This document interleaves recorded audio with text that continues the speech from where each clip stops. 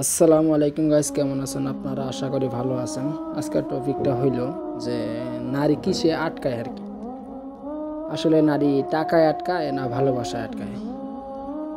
যে ভালোবাসাটা কি? যদি রূপ দেখে কাউকে ভালোবাসো সেটা ভালোবাসা নয়, আমি বলবো সেটা বেছে নেওয়া। যদি কারো দেহ দেখে ভালোবাসো সেটা ভালোবাসা নয়, সেটা হলো লালসা। যদি কারো টাকা থেকে তুমি ভালোবাসো আর কি, সেটা ভালোবাসা নয়, সেটা বলবো আমি সেটা লোভ।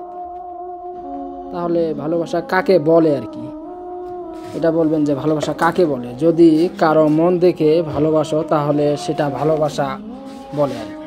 যদি তুমি এক নজর তাকে দেখার জন্য ছটফট করো তাহলে আমি বলবো সেটাই ভালোবাসা। কারণ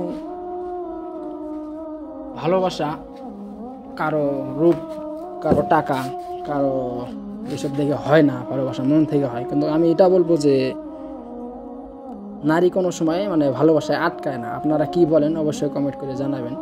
যে কারণ নারী আটকায় টাকায়, আমি বলবো নারী আটকায় টাকায়, টাকা ছাড়া নারী আটকায় না আর কি।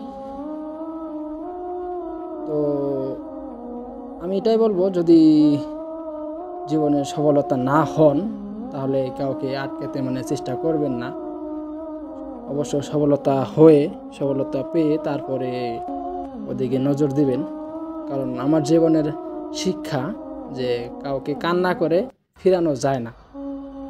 আর অনেক সময় কাউকে হাসি মুখে বিদায় দেওয়াটাই ভালোবাসার প্রমাণ আর কি। তো কাউকে যদি ভালোবাসেন আর কি, অবশ্যই সফলতা হওয়ার জন্য চেষ্টা করবেন। কারণ সফলতা না হয়ে কাউকে আটকানোর চেষ্টা করলে সেটা ব্যর্থতায় পরিণত হয় একদিন, এটা বাস্তব। হয়তো আপনাদের লাইফে ঘটছে কি না এটা জানি না। হয়তো আমার কথাটা হলো এরকম যে যদি কাউকে বেছে নিতে চান হয়তো হাজারবার চেষ্টা হাজারবার ভাববেন, হাজারবার বুঝবেন যে কাউকে বেছে নেওয়ার আগে যে আসলেই সেই মানুষটা আমার ঠিক নেওয়াটা বা অঠিক বা যেটাই হোক আর কি, অল্প স্বল্প বুঝবেন। কারণ ভালোবাসা আমার তরফ থেকে তো ভালোবাসা বলতে কোনো কিছু নাই। লাইফে টাকা কামান, সব কিছুই পাবেন।